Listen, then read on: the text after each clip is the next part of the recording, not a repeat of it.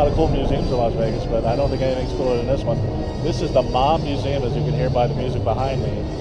And I was able to go in, take a tour, and talk to people at the Mob Museum. You're gonna love this place. Forget about it.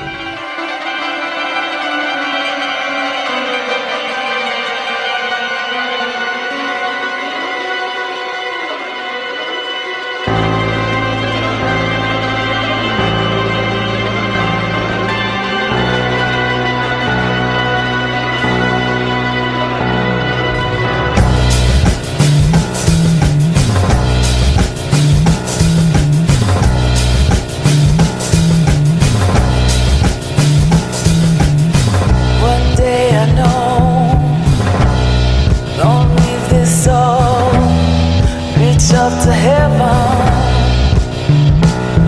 lights flying across my eyes.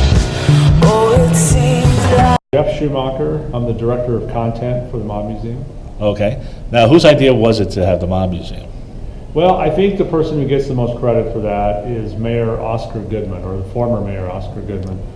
He was a defense attorney for his career. He defended a lot of organized crime figures over the years. So then later he became the mayor, and he saw this building every day from his office at City Hall. And this was the old federal courthouse and post office. And the feds didn't want it anymore. Around 2002, they decided they were going to do something.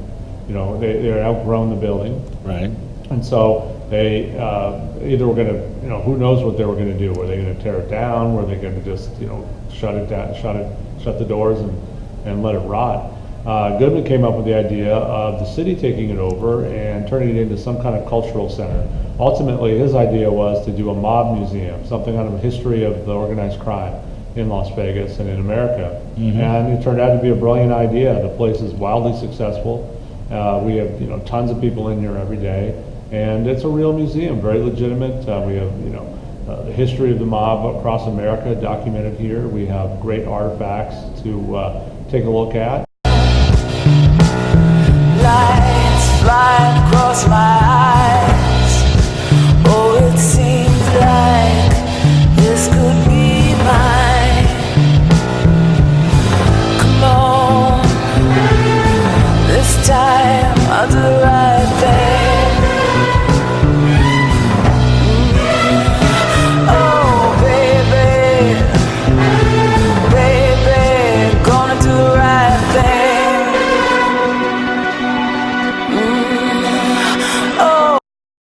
Some people would say the argument is you're glorifying criminals. Right.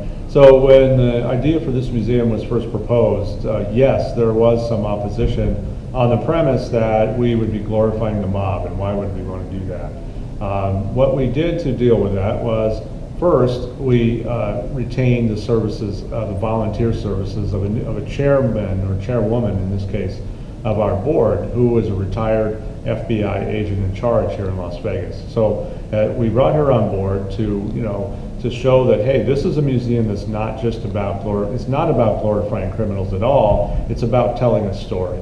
And half of the story is about the criminals, and the other half of the story is about how law enforcement responded to organized crime, how it fought the mob, and in most cases how it beat the mob. Right. And so, Ellen is our chairwoman. She is still our chairwoman, and we have other officials throughout our board who are people who are very involved in bringing down the mob in Las Vegas and around the country. So we're not glorifying anything. We're just telling the story as it happened.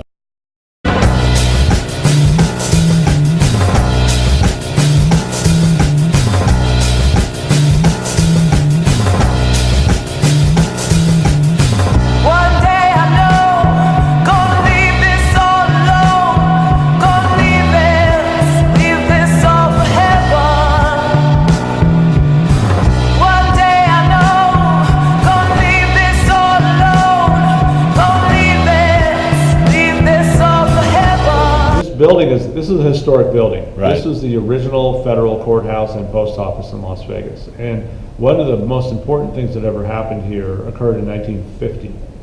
At that time, Senator Estes Kefauver of Tennessee had launched an investigation of organized crime in America.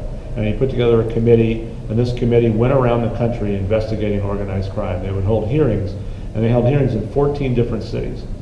One of those cities was Las Vegas, and they held their hearing right here on the second floor second floor courthouse of our building.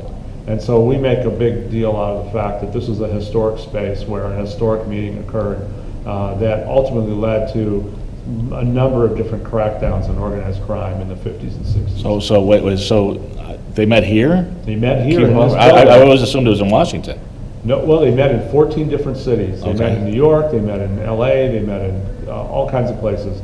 One of those places was Las Vegas. And they interviewed a series of people here in our courtroom. And the courtroom has been, it's a historic building. It's been restored. In the case of the courtroom, it's been restored to the way it was set up originally and how it looked at the time of the Kefauver hearing.